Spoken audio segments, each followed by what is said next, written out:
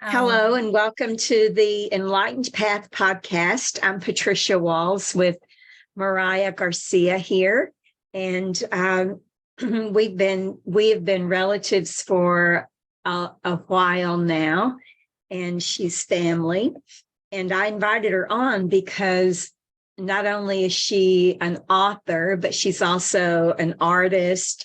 She's an environmentalist. Let me see, what is all of this? She's a DFW-based nonprofit professional, artist, aspiring poet, published author, social and environmental activist, outdoor enthusiast, and cat mama. And she's also been referred to as a green or plant witch. And so she served in the nonprofit sector for over 10 years in both social services and environmental conservation. She's created art on the side as a hobby for as long as she can remember, but now she's a professional. She has a beautiful art book.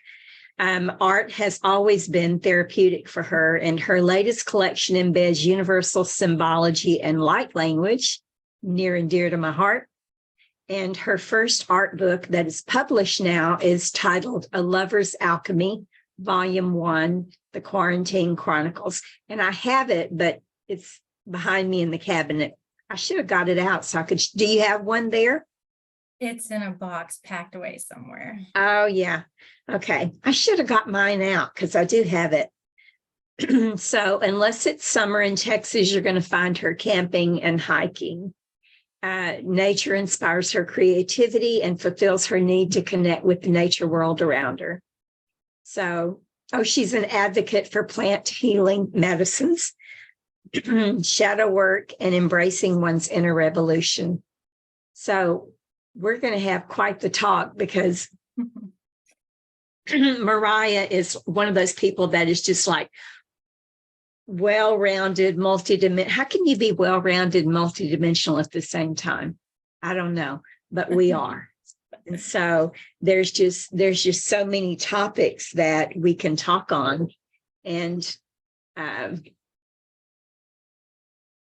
let's start with nature conservation, because you're really deep embedded into that right now.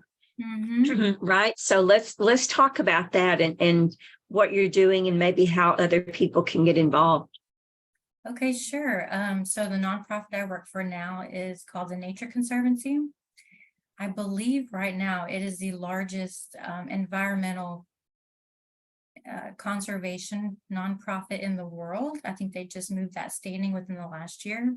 They have a presence in over 70 countries, and then they have offices in every state here in the US.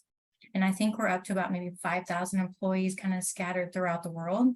So I might be based here in Texas at my home office, but I actually support Michigan and Wisconsin business units.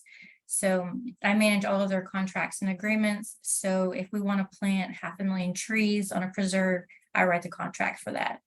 If we want to save an endangered butterfly or some type of I think it was a key fish that we did recently, try to reintroduce the population to the Great Lakes. That's also a contract. So what's really neat about my role is that it sounds really dry, but every project we enter into that has to do with nature or environmental conservation comes across my desk, so to speak. And so it's really fascinating. And as far as getting involved, if anyone has ever seen Avatar 2, the movie that came out recently, you're already involved, because Avatar 2 sponsored the Nature Conservancy last year. So any proceeds from that film actually get donated back. So just by seeing that movie, you're actually indirectly a part of the conservation that we do at TNC. And then also, wow. Yeah, isn't that neat? So what other sponsors do they have? Do you know? I mean, you may not. It's a laundry list. It can be anything from private donors, public. There's a public base of donors depending on the state. It's federally funded, internationally within the states. I mean, their funding streams come from all over the place. Like when people pass away, they'll have these endowments or these estates. That's also another way people kind of give back to TNC. But actually, I mean, just here in Texas, I believe we have maybe 10 or 12 preserve sites kind of scattered all throughout the state. So you can actually go to some of these TNC conservation sites. There's one actually in North Texas, just north of Richardson area, where they're trying to sustain the grassland and prairie land area for all the animals there, for all the insects, for the native plants. They're trying to keep that kind of ecosystem the way it used to be before a lot of housing and different city kind of came in around the border. So I don't remember how many acres they have allotted for this project, but it's a really neat kind of grassland eco project just up here north of us in Dallas. Off 35 or 75? I want to say it's off 75. So it's like northeast of the Richardson area. Yeah, we don't think about that really. Like west of me, there is a nature preserve off of I-20. And I first found out about it probably 30 or so years ago, but you just forget that they're this close, you know? So yeah, it would be great because one of my dear sisters is in Wales, and she co-wrote that Galactic Frequencies of Light book. Okay. And she is always walking in nature. I mean, it's easier for them there. There are no, what do you call it? The domain rights. Like no one can just come into my little 1 acre. No one can come off the street and just decide to go out in my little 1 acre and have a picnic, right? In Texas, we don't play that. Well, basically in the US, we don't play that. Yeah. But in countries like Wales, you can do that. So people, there's lots of wilderness there, and you can just park and go for a wilderness walk on these people's property, as long as you're respectful, of course. But I'm just here on my little tiny 1 acre, and I very seldom ever venture from it. And I used to be a real nature person. I used to be a real nature person, and scared my kids and, my husband that I would just go out walking, which you do now. And, but I don't do it so much anymore because I don't think about it. So when I post this episode, I'm going to post some links for you. Do you have some links that you can share with me for areas that people can go? And because people really do need to go out. I need to go out in nature more. I mean, other than my backyard, but I think that's probably one of the reasons why they had you come on here, so that we could share this with people and say, get out into nature, even with the heat, just be careful, and here's because because you do that, right? I mean, you just posted, that you had gone out and camped just willy-nilly. Yeah, I have a tendency to do that. I kind of go off the grid a little bit to recharge. So another thing that people, if they want to get involved, so we can certainly post a link about the different nature conservancy preservation sites in Texas. But if you download the iNaturalist app, anytime you're on a preserve site and you see a different type of plant or a mushroom or a butterfly or a bird, and you post these sightings on there, we collect all that data and our scientists use it to further the initiative, which ultimately feeds into funding to either grow and expand these areas. So you just going for a hike and taking pictures on iNaturalist helps us in so many ways. So just a quick that's cool. Yeah. I can send you a link to that too. And there are a lot of apps too that can help you identify plants, and stones while you're out walking. And what's that's neat cool. about this particular app, though, is that we actually use the data from it, like scientific data, and that helps Like, for example, if people are seeing a particular plant a lot more in abundance than it typically is, but it's not, and it's an invasive plant, that means we need to go out there and treat it, because that means the ecosystem is off balance and that plant's not supposed to be there, because things just on foot traffic, you might bring something on the bottom of your shoe, etc. And the whole idea is to keep these little ecosystems intact, especially for migratory animals and birds too. Yeah, because there is I'm trying to remember the name of it. There is a vine. What is it called? There's a vine that is growing wild here in Texas now, and it's invasive and it's not natural to Texas.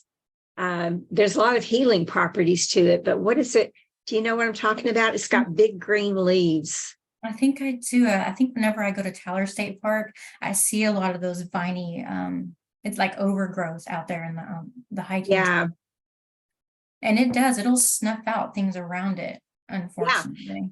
Yeah. But it's an actual healing herb that's good for a lot of things. But I was reading about it, and I was reading that it's invasive, and it wipes out the natural ecosystem, and so they're trying to keep it under control. Yeah, no, so it's good that your scientists are doing that. And I just want to say one thing, just because I love all plants and nature, that when they label things invasive, I'm not really a huge fan of that, because I think regardless of how they get labeled, whether they were put in the wrong environment or not, they're all going to have some type of healing benefit to them. This one does, yeah. So it just depends if it was meant to be there, if it just happened to be on somebody's shoe and then it spread and that type of thing. So all plants are good for the most part, I think. I have to Google it while you're talking. Except for maybe poison ivy. Oh, yeah. I haven't found a use for that yet. I mean, unless Kudzu. Kudzu is the plant. Kudzu? Kudzu. Kudzu. Huh. It's native to Asia, and now it's they call it an invasive plant in the U.S.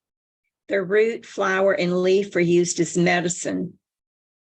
It contains ingredients that might counteract the effects of alcoholism.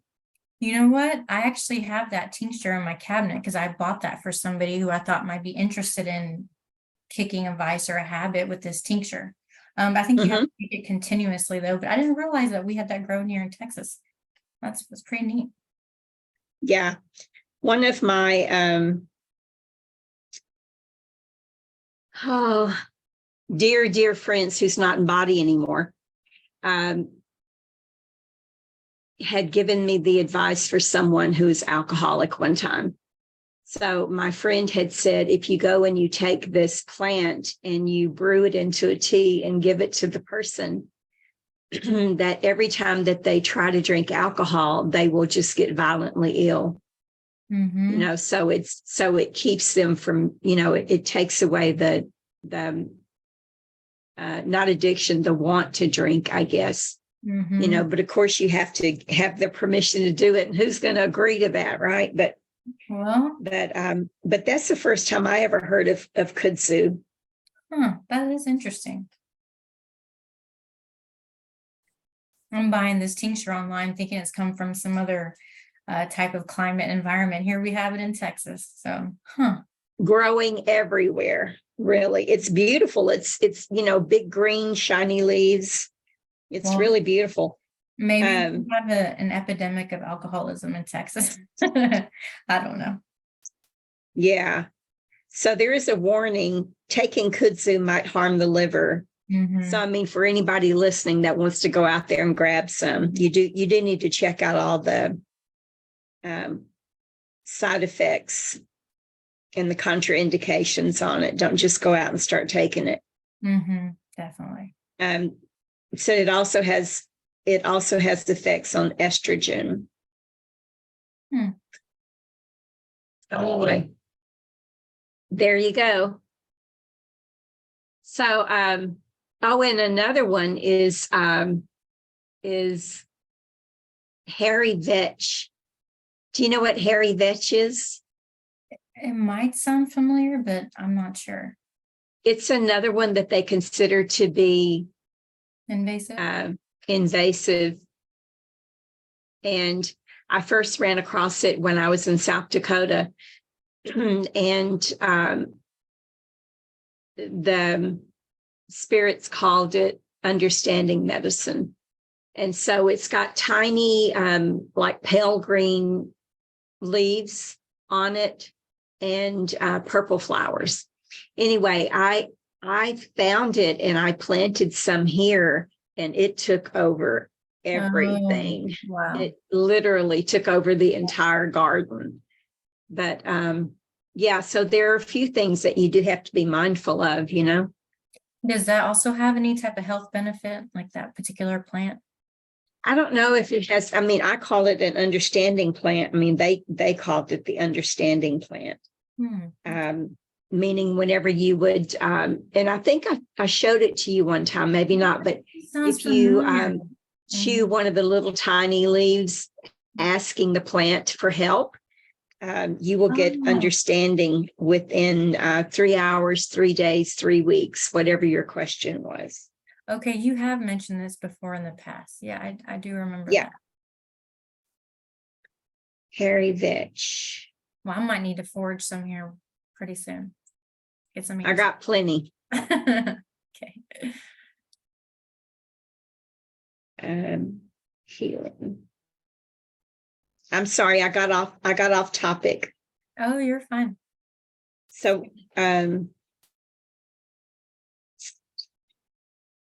that's our benefits.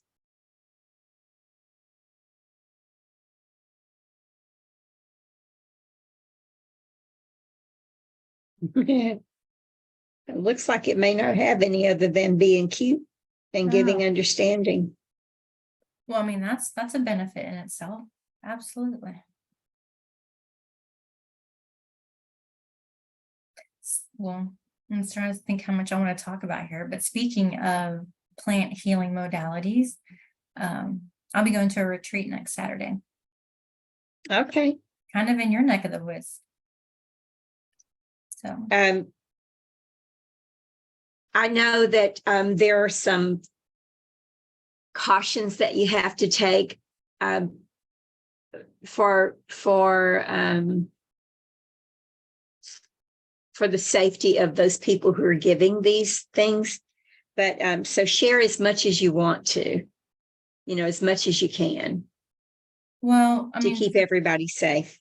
Absolutely. So with any plant medicines, whether it's holy basil tincture or something that might have a psychedelic-ish effect on the human psyche, everything's going to come with side effects or contradictions, or you have to watch your diet, or you have to be really mindful before you ingest anything. So, I mean, just like with ginkgo biloba, you take too much, it's a blood thinner, you get cut, you could bleed out. You definitely don't want to take it for surgery. So any plant medicine, regardless of where it is in the family of medicines, is always going to have either an overabundance or a side effect. So just being mindful and doing your research. And then if you don't know, maybe talk to somebody that's more or less an expert when it comes to particular plants. And then in the ceremonial aspect, there are many different plant medicines that kind of bounce around the community. Also, same thing, will have certain side effects. And there's a certain level of respect too. I think when you approach these healing therapies and modalities, you will get out what you put in. For example, you don't want to partake in alcohol for many of these for a week or two beforehand. If you do, you will get sick and it'll be a horrible experience. So just like with anything, reach out to somebody that you feel like might know about these healing therapies. Like I said, whether it's holy basil or something that has a psychedelic component to it. So just putting that out there as a disclaimer. Yeah. Yeah. If you don't go into it with respect, there's always some fallbacks,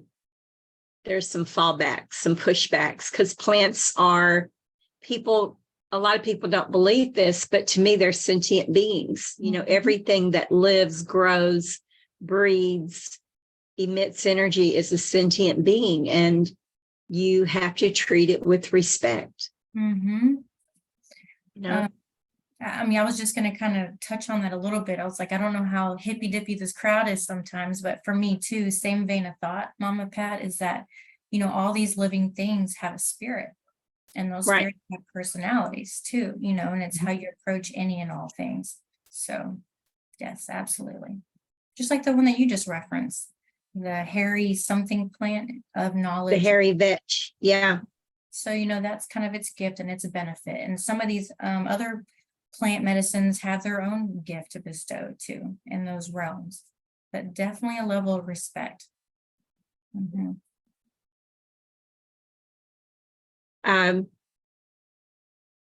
We can talk about microdosing. That is big in the community, doing microdosing, and I don't know enough about it to speak intelligently about it, so I'm not even going to try. I do know that there are legal mushrooms like changa and those lion's mane, that have expansion benefits, not just health benefits, but also mind expansion benefits. So do you feel like talking about any of that? Yeah, we can talk a little bit about that. So with those types of mushrooms that do not have a psychedelic component, like you said, it still has a lot of beneficial health benefits to it and expansion. So reishi is usually, what's the word? When they think of reishi, they think of kind of heart medicine, so heart opening. So it obviously has other health benefits, but it's in the Taoist belief system, they believe that the reishi is for the heart. And there's one I was actually just listening to earlier. It came on a snippet. It's called buplurium or chai hu, and it's actually an herb that I just came across earlier today on my lunch break.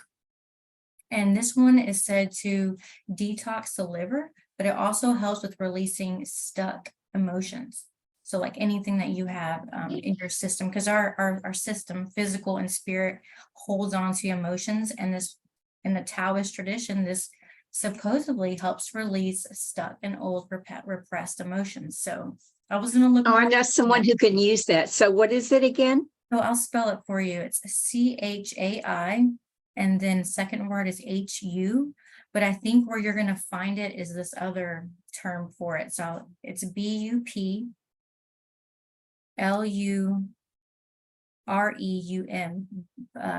buplurium, I think is how it's pronounced. So I was going to look a little bit more into that too. And so, I mean, for me, I take a daily mushroom complex, and it has all the same things too: lion's mane, changa, reishi, all of those different types. To your point, as far as microdosing, that's more on the, I hate to keep using this word psychedelic, but more of an expansion type term. We'll say that. Yeah, I like the word expansion. Yeah, psychedelics, it seems too recreational, and that's just not how. Yeah, it's not recreational. It's not recreational. Well, a lot of people make it that, but it's it is about expanding your heart, your mind, your spirit, your connection to the universe, and yourself too, kind of coming back to center and coming back to self. So we'll just use, the expansion term. Can I use actual names of things in this? Can you? I don't know why not. We're not selling it, right? Well, I just want to put a disclaimer out there. Okay, so the microdosing is it's all over right now, and there's a lot of benefit to it. I personally have been dabbling with it for the last 4 or 5 years, and it has helped me tremendously. Anything from anxiety to depression, if there's creative blocks, just a sense of well-being and happiness. And it can actually rebuild synapses in the brain too. And I'm actually talking about mushrooms specifically. The one that I would not recommend microdosing is ayahuasca. It's a huge fad and a craze right now. I think it's such a disservice and disrespect to that particular plant medicine. It's not meant to be taken that way. If you're new to that world, I would say do not even consider that. But if you've been sitting with that plant for some time, and you feel comfortable with it, then I would say you could probably dabble in it. But I would definitely ask somebody about it first. But I just see this idea where people don't want to go into these deep, heavy ceremonial like insights with shadow work, and they want some type of a shortcut to get the benefit. It doesn't really work that way, specifically with that one. So just putting that out there. And what was that one? Ayahuasca. Oh, yeah. Oh, yeah. And yeah, I know you know. So I just wanted to put that as a disclaimer. So microdosing, I would not utilize that particular plant for that unless, like I said, you're kind of well seasoned, you've sat with it for a while, and it's you have a different symbiotic relationship with that plant spirit at that point. But mushrooms. Oh, I know what you're saying. You can actually buy it. You can on Etsy. You can buy it as a microdose. I forgot about that. Yeah. So like so it takes 2 ingredients to make it a brew. It's going to be the Aya leaves and the cappy vine, which you can typically find online or on Etsy is going to be the cappy vine. And so, which still has the kind of vibration, energetic signature of that particular plant, but it's not like the brew, and I think people have a little bit misunderstanding with that. I would honestly sit with the medicine through a ceremony space first before trying to connect on that type of micro level, so to speak. Yeah.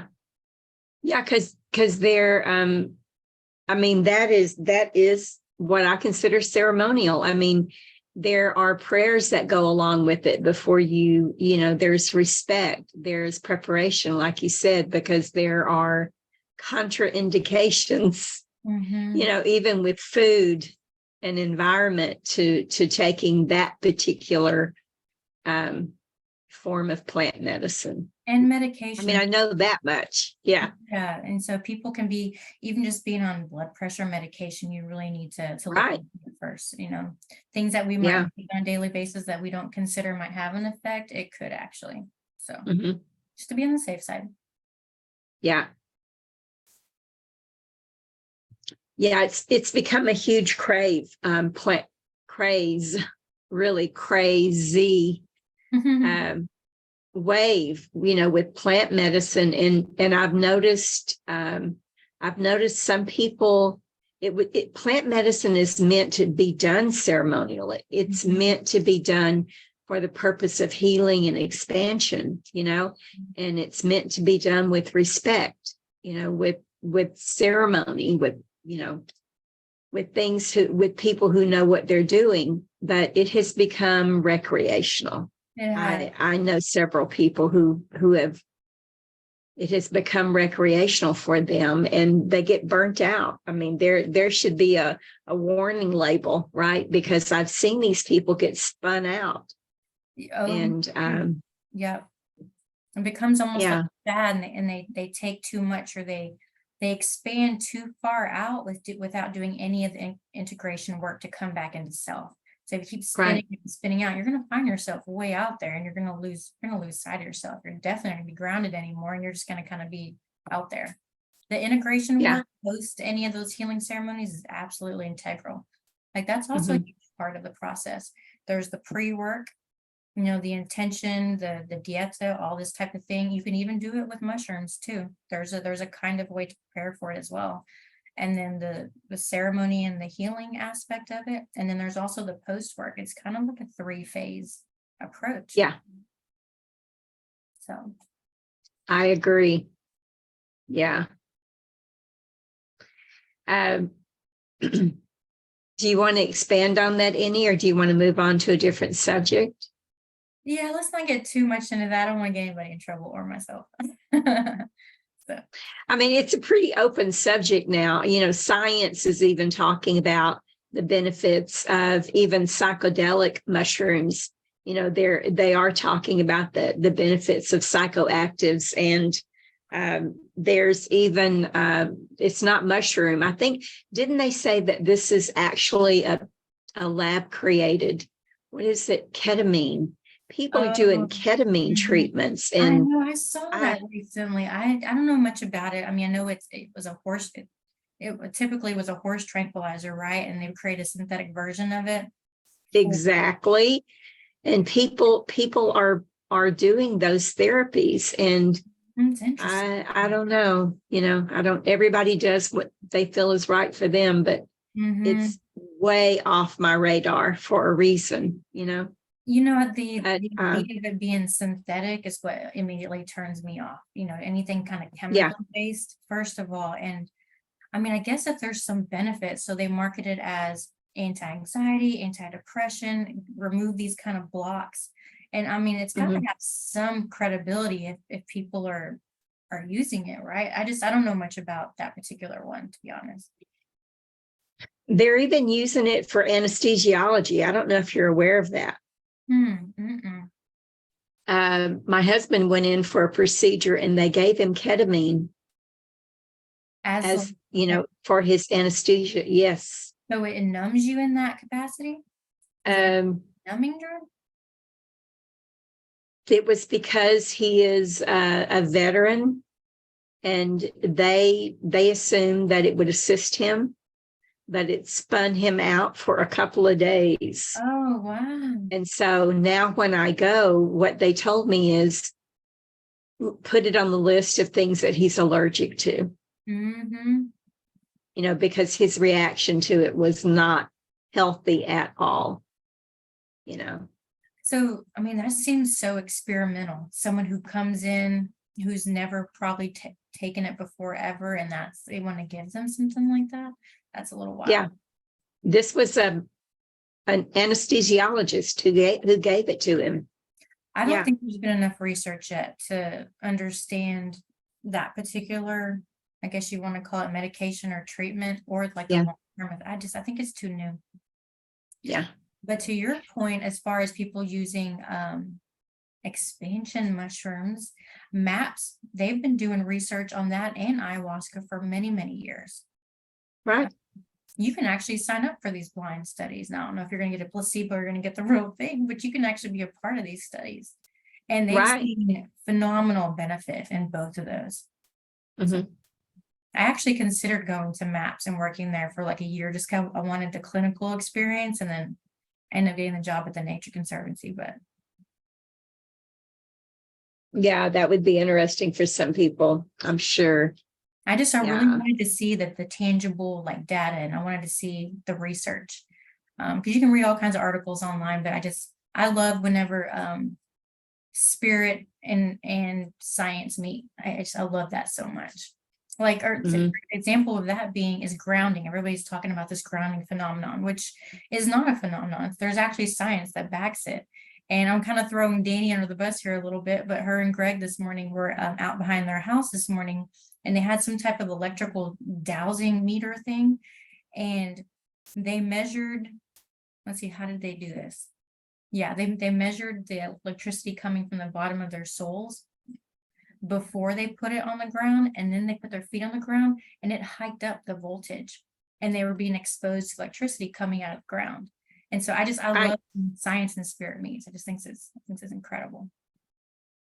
Our bodies are electrical, components. I mean, how does our heart beat and blood pump, and so.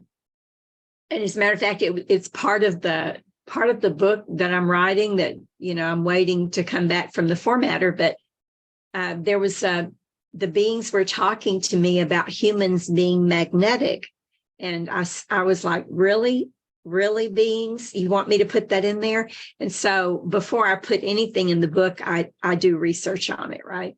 Mm-hmm. And so I did some research, and all the research that I found said, it was funny because they put it in all caps on, some of these websites, they actually put it in all caps. Humans are not magnetic. Of course. But we have iron in our blood. We are.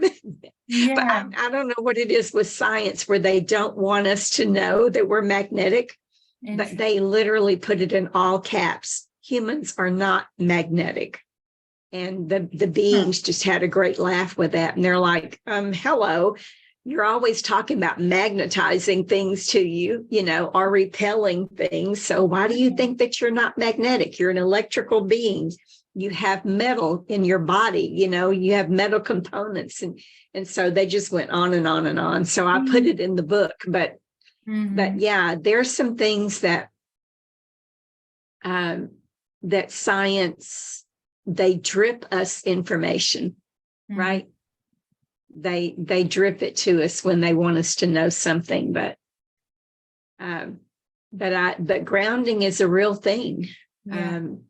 I mean, they have numbers to prove the benefits, the health benefits, mental, physical, emotional, spiritual benefits of grounding.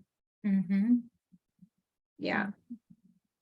Frequency, vibration, all of those things, it all comes into play. Mm-hmm. And I was going to make a mention that, why do you think we're affected by all these devices? Phone, laptops. EMFs, exactly. If they're magnetic, then why would our body be responding to all of these things? So Right. Exactly. Yeah, they're cute. They're all cute. The GOV and SCIENCE, they're all cute. So talk to us about your art. Art. Well, okay, I haven't done much art in a little bit. Kind of been taking a hiatus and really focusing on this new job. Started about 9 months ago, so it's really had most of my focus for a while. But now that I'm in a new space, I'm going to kind of build it out into like there's this little area that I want to be a little small studio, and I've been getting the creative bug again to just have all this stuff pour out of me. For me, it's always been a form of therapy where if I don't feel like I have a voice or I can't speak what I'm trying to say, or there's not the words for it, then I can just paint it through symbology and colors, and then I can just throw it on a piece of paper. And I always feel so much better every time it just comes out of me. It really is become like a voice for me. So throughout the years, I've gone through chapters of different types of art. So I'll hit it hard for 2 or 3 years, then I'll take a break for a little bit, and then I'll hit it hard, and it's always kind of fluctuated. So I feel like this right now, I'm kind of in one of those lulls, but there's a lot bubbling up that's about to just pour out, and I'm going to create a space for that soon. And I mean, right now I'm sitting on so much art. I could do I could do a volume 2, 3, and probably 4. I just need to write content. Yeah, I was going to say, when is volume 2? Yeah. I have a lot of it scanned. There's a lot of text written. I just haven't made it a priority. And that will change soon just because my environment has changed and attention has changed. But yeah, soon. So when I first started painting again, it was when the pandemic hit. So everybody had so much time indoors. And I was bored, so I started painting again. And that's why the volume 1 is called the Quarantine Chronicles, because that literally followed anything from politics to vaccines to protests, you name it. It's almost kind of like you're being thrown at us, through Facebook, TV, or the laptop. So it was all kind of through that filter and how we were all handling that chapter in our lives, because collectively we were all processing the same trauma together. And I would label it a trauma. That was hard for just about everybody, unless maybe you're the 1% or something like that. But even them, sure, they had their struggles too. So, well, it was hard. Yeah, there's a rabbit hole that you could go down with that whole thing. But my friend Tamara always says, be careful what you ask for, And so there was sort of a joke between us whenever the whole thing hit, and everybody got locked down. And so the joke was, how many of you were saying you hated your jobs, you didn't want to go to work anymore? How many of you were saying, I just want to be at home. I just want to be alone. I want time to meditate. I don't want to be out in the world. So the joke was, how many of you asked for this? Well, yeah, she makes a really good point. And so, I guess initially when I think about it, it initially felt like a trauma, but as we kind of moved through the first 2 years of that, it felt like a collective dark night of the soul. Like so many people came inward and they're so busy being outwards. Yes, we're being fed information, but I saw a lot of transformation around me, even within myself. So it's kind of one of those like double-edged swords, so to speak. It was hard on a lot of people in many ways, financially, physically, what have you. But then spiritually, I saw a lot of growth around me and change. Yeah, a lot of people saw it as forced isolation, and there were a lot of deaths. There were a lot of people who lost their homes and their jobs and their families, and there was a lot of loss because of it. There was also a lot of healing because of it, and so you're right. It's everything is a double-edged sword. There's a purpose and a reason for everything that happens to us. And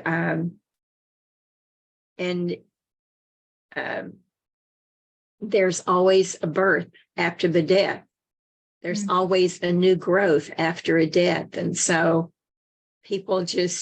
some people don't look at that part of it.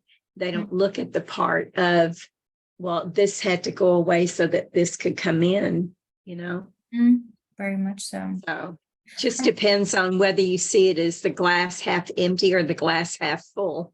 And I usually see it as the glass half full, Me too. So.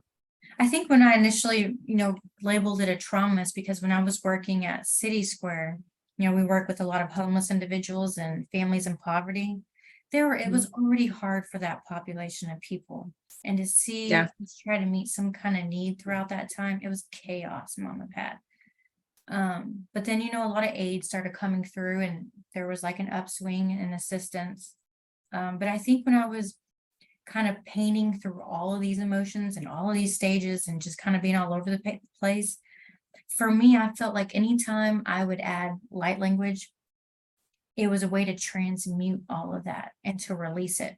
And I think that's why I started. Yeah, that's what it does. Yeah. And it really felt that way. So, I might have been painting about something really sad, like there's one that was called I Can't Breathe. And we all know what happened then. And it was a really sad one. But when I filled it with light language, for me, it just felt like it helped transmute the energy. Maybe just for myself, maybe for others who also saw the picture or the painting. So just to kind of piggyback off what you said earlier about the light language, it's almost like an alchemy of symbology, and that's utilized through the art. So, yeah. So how, while we're on the subject of light language, so how are you using it? Are you transmitting it through the symbology, through the codes? Are you transmitting it vocally, or how are you transmuting it? For me, transmitting it. Yeah. Transmitting it. For me, I've never been one to like call on it vocally, though I guess I've never really tried, but I see it in my mind's eye and then it needs to come down on paper. So it's a very physical act for me. I see it and then it comes through. Or I see a series of things, or, even in some of these ceremonies I've been inundated with light language and I see it around me, or it'll rain, kind of like on the Matrix, but it'll rain light language. And I've actually gotten a lot, almost like an advancement level in the understanding of it just through some of that exposure. I'm like, oh, okay, so things they just mean different things to me sometimes. And over time, it's kind of been just a greater understanding of what that looks like. I don't know. Yeah, I was just listening to a webinar earlier today, and the guy was talking. He touched on light language. He was actually talking about extraterrestrial races, and he started out talking about that. Anunnaki, is that how you pronounce it? And or Anunnaki, something like that. I don't know how to say something like that. He started out talking about that, and so he expanded on it and was talking about that each race has their own set of codes, that are unique to their what did he call it? Did he call it a genome? I think he might have called it a genome, maybe not. But anyway, he was just saying that each race has its own particular set of codes. And then he went on to expand it and say, we're talking about light language here. And I thought, oh, now we're talking, because that wasn't even why I signed up for his particular workshop. But he was talking about that everything is coded, and our DNA is coded. And of course, light language are those, that is us manifesting those codes in one way or another, and affecting them. And so I thought that was really interesting. Why did we go there? I forgot. We were talking about code. We were talking about light language. Yeah. No, I've heard about that too, about us having certain codes embedded in our genetic makeup, down to, the very, very tiny detail, or the God code being embedded in that. I mean, there's lots of different ideas being spun around, but I mean, why wouldn't it be true? Everything has a kind of signature, right? So like we have, but for some reason I never, and this is the conundrum of all of that, is that I've talked to people for as long as I can remember about codes, right? Mm-hmm. That we carry codes, and that when we travel, usually we are called to a particular place because that place needs our codes. Okay. And so, and that we emit these codes all over the place all the time. It was just something about his conversation, though, that opened up. It was another key for me, and I'm not sure why, because I know what codes are. We know what codes are, and I talk about codes all the time. But there was something about what he was sharing that was another link for me. Well, I haven't made sense of it yet, but. Well, was it the idea that maybe specific beings have their own set of codes or set of light language that's almost like unique to them? Is that where he was going with it? We're referring to the. Well, that's where he was going with it, and I had already. That's in the book, and the book. It's not in the book because he said it. The book has already gone to the formatter, but in the book, the beings talked about the different otherworldly species. I don't like ETs, but the beings talk about the otherworldly species, and that they each had their own language. Because I was asking, I've talked to the beings before about why my verbal light language sounds different from another person's verbal light language, and why it even sounds different sometimes from 1 minute to the next. And so the beings had described that to me as, that, we all went into the Tower of Babel. We were all speaking the same language. And when we came out, we were speaking fractions of that language. And the fractions became French, English, Asian, Italian. And where they took it further was the fractions also became the Lyrians, the Arcturians, the Orions, the Anunnaki. And because I couldn't make sense of, because there are some people that when they're transmitting light language, they'll say, this is from the Pleiadians, and I couldn't, I never doubt anyone. I never say, oh, that's bullshit, but sometimes there's a part of me that hasn't made sense of it yet. Right.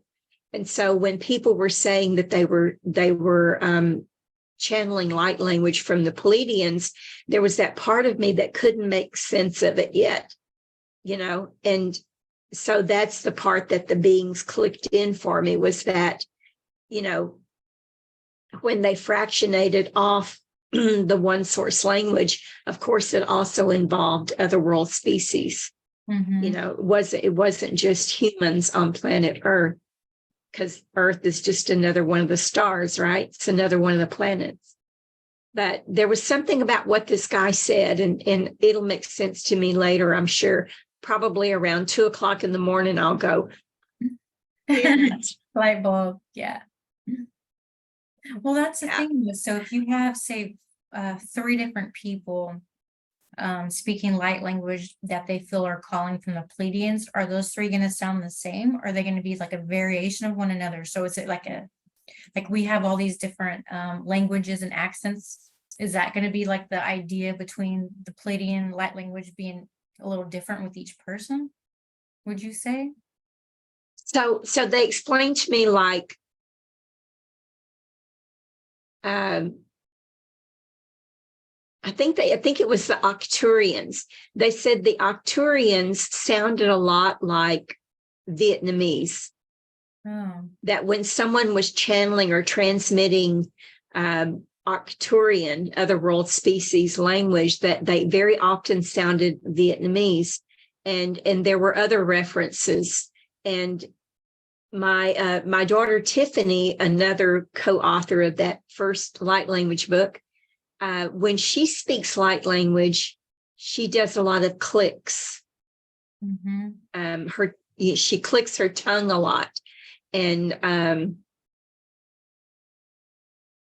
I couldn't place where that was, as far as other world species or whatever. I couldn't place it, and then one day I ran across, it was a TikTok actually, and it was an African group, and when they spoke with these clicks. Yeah. It was kind of intermediate with it was a word, but in the word you would hear these clicks. I can't describe it. Anyway, the minute I heard that, I went, oh, that's where Tiffany is from. That's where she's getting it from. She's transmitting that fraction of the light language that is connected with this African tribe. And of course, this African tribe is associated with an other world species, because we're all seeded, from other worlds. And so it's just all becoming very interesting for me. The more that I learn about it, the more that they tell me about it. It's just very interesting. Then I talk to people like you, right? And you're like, oh, well, this is what I'm receiving on it. And I'm going, oh, that's brilliant. And yeah, that makes perfect sense, because we all have a little piece of the information. None of us have all of the answers, so that's why I love these conversations. I've never really been extremely vocal, and that's why I've always been a writer, and I'm into art, because what I'm trying to convey, it comes out different ways. I wouldn't even know how to start reciting light language if I wanted to. But just remind me, when I was a kid, like real little, I used to draw these things called expressions. And I remember looking at them soon after I had met you, because you kind of introduced me to a lot of this stuff at one of our women's retreats. And symbolic little masterpiece doodles that I used to do looks a lot like light language. And I was doing that since a kid and didn't even know what I was doing. I was just drawn to create things. And now I know what it is as an adult. Yeah. It's fascinating. Yeah, some of I had done some research at one point, and I think it was there were some Sumerian tablets that I found on the internet. And when I looked at the writings, the symbols, or whatever you want to call those, it looked a lot like the light language symbols that I had written at a particular time. And those have even expanded. I mean, if you look at some of my early light language, it doesn't look like my current, the symbols, it doesn't even look like my current light language symbols. So even that has, expanded. It changes. Or changed. I've noticed that just within myself, but I just want to say, like what you posted maybe this week or last week, the new drums you have with all the light language, absolutely beautiful. I've seen your light language, but that was on a whole other level. That was really beautiful. Well, hopefully we expand every day, right? Yeah, that's because we don't stand still. Energy's always moving. So why should we? Exactly. Yeah. So what else is going on in your world? Well, I have a trip coming up to Washington. It's actually a friend of ours, David Womack. He does those wilderness retreats. Oh, yeah. We'll go out there for a week and do all the things, spend a week out there, and then I'll actually be in Michigan about 2 months after that for about a week too, a meeting with that team. So I have a little bit of travel coming up. looking forward to being out of the Texas heat. So Yeah. So I thought that David primarily did men's retreats. So he's including all genders. Is he including all genders? yeah, so he does the men one in the summer, from what I understand, and then he does a co-ed one in August. Okay. Yeah, so that'll be mid-August. I think he's been doing the co-ed for a little bit. I'm actually not too sure. He came up in my feed not too long ago, and I was like, I'm gonna go on a trip, and that sounds amazing. Out there, remote, just kind of carry what you can in your camping backpack, and learn all these different survival skills. And it's all about shamanic work out there too. It just sounded like a great opportunity to get out in the woods and reconnect with spirit and self. So yeah, I think he's doing some amazing work. Yeah, when I see his post, I think he's agreed to also be on the podcast. Oh, good. Okay. I don't have a date, but yeah, that would really be interesting. Yeah.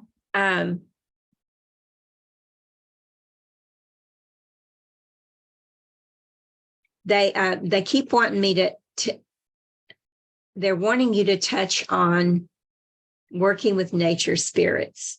And I've never known that you worked with nature spirits, but they say that you do. So do you want to share anything with us?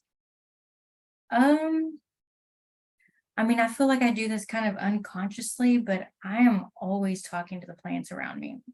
I mean, my plant wall that I have, well, they're outside right now. I feel like this is going to sound however it's going to sound to people, but I feel like I have a personal relationship with each plant that I own. It has its own personality. It likes what it does and doesn't like. I feel like I know when it's happy or when it's struggling. Whenever I'm struggling, I feel like they respond, like there's this very symbiotic relationship. And I've always felt that around me. That's interesting that came through. And something that I don't really necessarily talk about, but that's why I'm a huge advocate for plant sentience. Absolutely. I mean, you can read research about it. I mean, it's been proven. There's this book called The Emotional, Physical, and Spiritual Aspects of Plants, I believe. And it's about this private investigator who has this ivy plant in his office. And he decides to put 2 of those electrical nodes onto the leaves and then present some type of stimuli to see how it responds. And that's going to be angry voice. That's going to be, I'm going to cut a leaf, fire. It responds to all the stimuli. And then if you take the research even further, that same individual had a few houseplants at home. And he also hooked them up to the same type of machine. Well, he traveled like 2,000 miles away to New York, say his home's in California. And there was a few different times where he got in these kind of scuffles, like he was trying to cross the street, taxi almost hit him. He was trying to just get some food at a vendor, got into an argument. So like 3 different things happened to him. And he notated when these heightened emotional states happened. And when he went back home to his houseplants and looked on the readings, anytime he had a huge emotional response to something, they also interacted in a symbiotic relationship. And so there it is again, you already have the feeling or the spiritual aspect behind the sentience of plants, and then you have the science to back it. And you don't always need science to back it, but I just have always loved the connection between the two. And there's, since we're talking about it, so in that same book is why I started this 5 years ago, is another person decided to expand on his research and go further. And so, for example, he went out, it was probably in the fall, he picked 2 leaves from the ground. One he put by his bedside and one away in some corner in the living room. And the one by his bedside, he would acknowledge and talk to every night before bed. The one that he acknowledged and talked to, like, outlived the other one who dried up and got real brown by weeks, like by a long time. So I decided to recreate this experiment because I wanted to know if it worked for myself. So for the last 5 years now, I've gone out to Tyler State Park during the fall and I'll collect all these fall leaves. And what I'll do is I'll give them a few days to kind of dry out, and then I'll put them in these mason jars.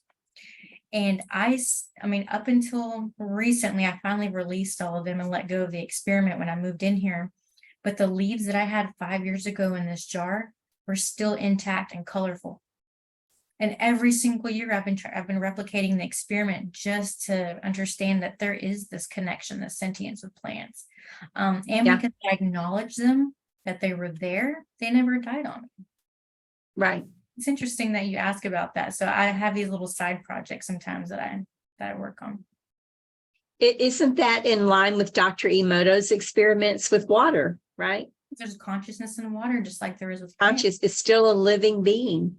Mm-hmm. I mean, he's done those experiments not only with water, but with food, Mm-hmm. with rice, I think in particular. And so, and flour,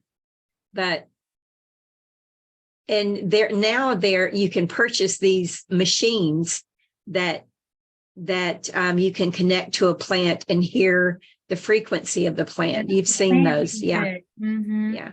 I've been wanting. Well, in the not the shamanic way and not the Native American, we're just going to say in the traditional way, in the earth medicine way, there is a teaching about working with plants. And I think they want me to share this with you in particular because it relates to you and your your work with the nature spirits. And so there is a teaching that if you want to learn about plants, you want to start to work with plants, that you first have to sit with them, right? So the teaching is that you pick or let it pick you, whichever way it works. But there's one plant that you work with at a time, and that you sit with this plant every day at the same time in solitude, in meditation. You just simply sit with this plant. And at some point, the plant will begin to give you information. It'll begin to give you information of how it can bring health and enlightenment into your life and what it needs. It'll tell you what it needs because like with any relationship, you start out with respect. You start out by introducing yourself, and you start out by telling the plant, of course, how much you appreciate it and that what your intentions are. I would really love to get to know you better. I would love to work with you and,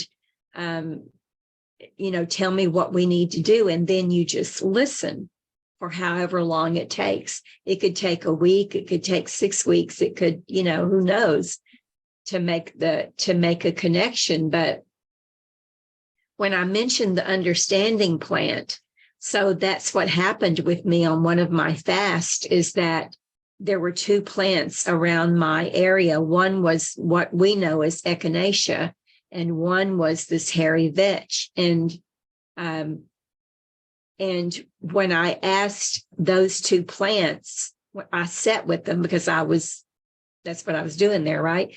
Mm-hmm. But when I asked the hairy vetch, what its properties were and how I needed to use it and how I could honor it, that's when it told me it was the understanding plant.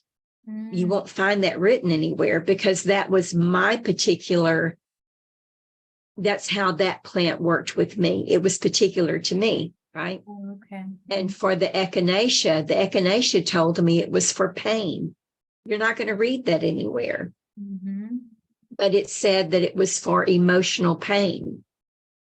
And that's how it worked with me. I could make a tea from it. If I was in emotional pain, I could make a tea from it. It would bring healing and balance to me. But so I find it interesting with what you're doing with plants, because you're doing that naturally. You're doing it intuitively. You're spending time with these plants and listening to them and showing them respect and honor. You've created a relationship with these plants. Mm-hmm. Some of these plants. So you've already been doing that. Yeah, some I've had for 10, 15 years, and they've traveled to North Carolina and back with me. And then I've accumulated some along the way. But I mean, I'm right for them like I would do my cat. There's a relationship there, and it comes very natural. Feels very natural. Mm-hmm. Yeah. I think that's why they wanted me to share that or ask you about it, because they wanted to just give you that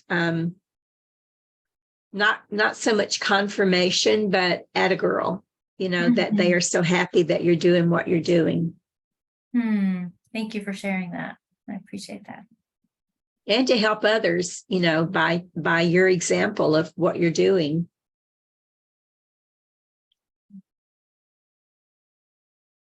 Yeah, I feel very, very blessed to have this career now. Social services for 10 years, got a little burned out.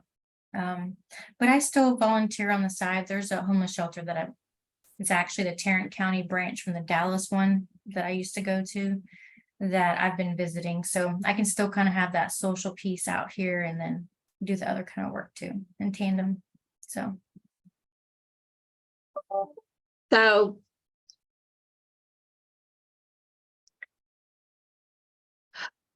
when a person works with, they want me to share this with you. So when a person works with plant medicine, it doesn't have to always be, the plant doesn't have to die, right?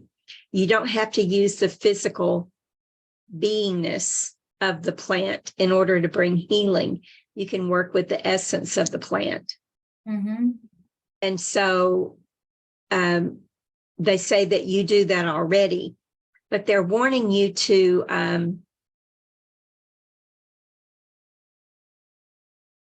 because you mentioned the homeless and the other work that you do, right? They're wanting you to expand on that and to with the plants that you're working with. I don't know what they are and what the healing properties are, but you can channel those healing properties for other people, just like you channel Reiki. Okay. You can channel the healing properties of plants into other people. And they've never told me this before. It's new to me. But they want you to know that's one of your gifts, is to channel the healing properties of the plants that you've made a relationship with. Fascinating. Okay. There's a lot to unpack there, but as soon as you said that, it felt like a bridge between 2 points just went shoo. Now I need to really think about what that looks like, but yeah.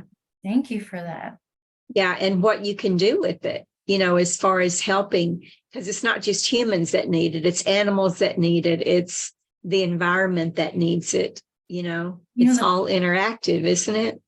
The first thing that comes to mind, so our mutual friend, Erin, she works with the essence of things too, right? So that's the first thing that came to mind, but it's just this idea of, you can, as you channel in, you can also channel out, right? So, you can literally touch something and almost have like that energetic imprint or like that energy kind of like in your palms. And why wouldn't you be able to just transfer the benefit, right?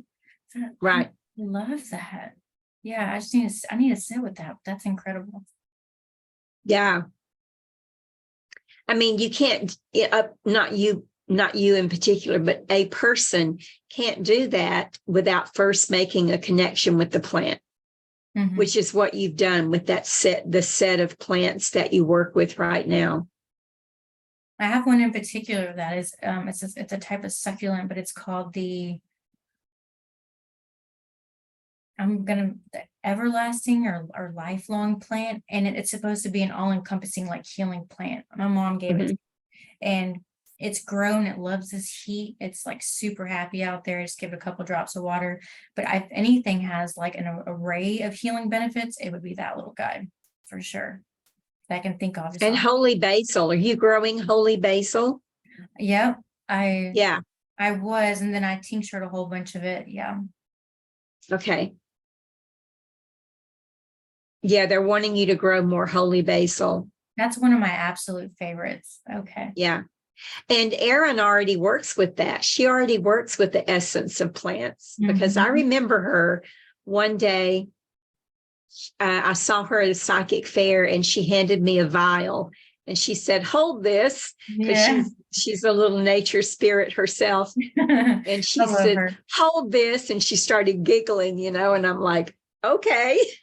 And she said, do you feel it? Do you feel it? Was it weed? Yeah.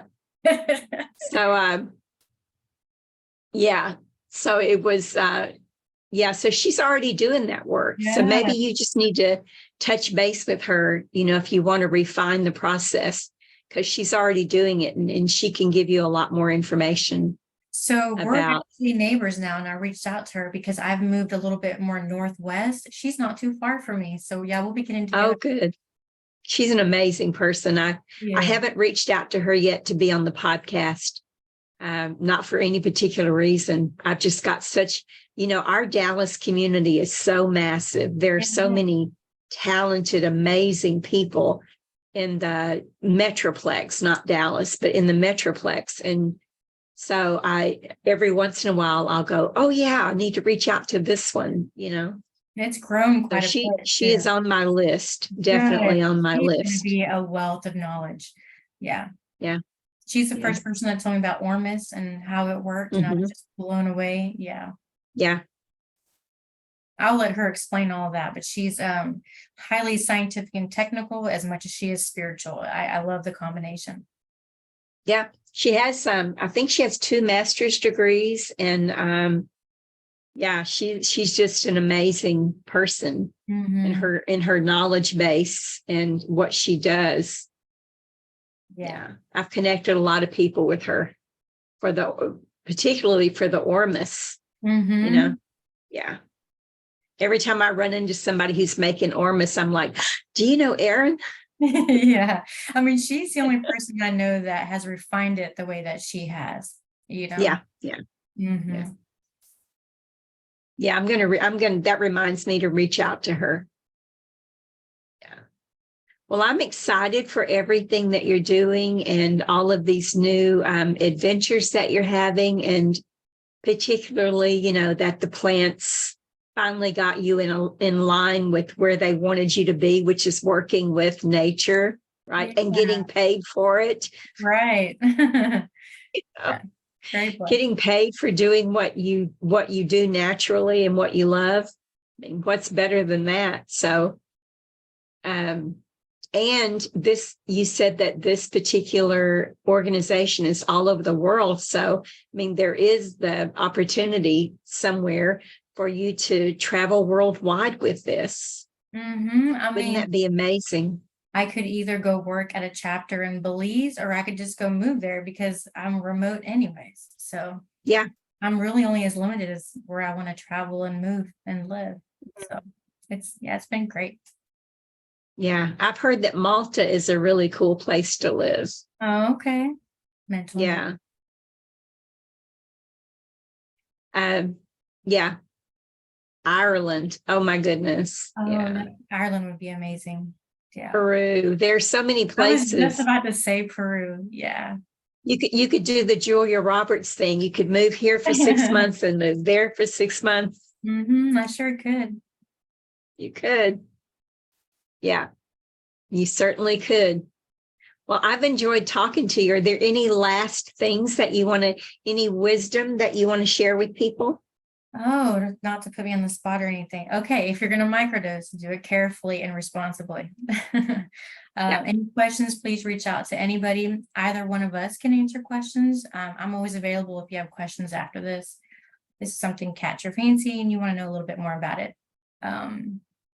If you're interested in environmental conservation or what the Nature Conservancy is, you can also reach out to me. I'm happy to share any of the work that we do.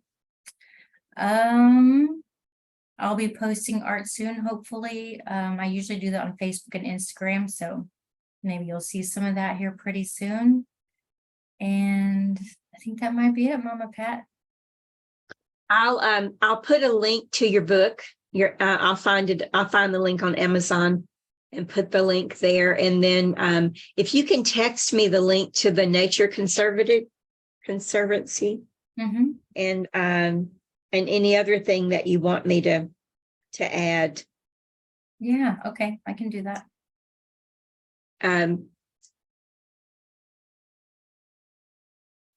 Any links for people that may help them. I have a few links in mind that I think might go right along with what we talked about today. So yeah, links on grounding, links on working with plants. Yeah, there's a couple Yeah. of book links that I would really like to share that covered both the ayahuasca, the microdosing, the plant sentience, that have been some of my favorite reads. So I can share those with you. Okay, good. Yeah, there are a lot of books and YouTubes on all of that stuff. And it's legal in a lot of countries. It's just not legal here yet, Not yet. working with psychoactive mushrooms. But it's legal in a lot of countries. Actually, there Yeah. are some states here, and I think Oregon is even one of them where you can go to, and it's not just reishi mushrooms, it's the expansion mushrooms. You can actually get those. Uh-huh. It's like 1 or 2 states, I mean, but yeah. Oh, yeah. Yeah. So we're well on our way for a plant healing revolution. It's coming. It's so much better for us than pharmaceuticals. So Absolutely. So well, thank you so much for joining us. And I just want everybody to remember to click follow so that you can get notifications when there's a new podcast. I think I've got 8 people right now who are signed up to come on and share. And I need more. So if there's somebody out there that wants to share, contact me and tell me what you want to share. And if you want to consider being, what is the word? A supporter, that would be nice. So I'm going to close for now. I'm going to stop recording, but don't hang up. okay. So thank you all for joining us, and I look forward to seeing you on the next podcast.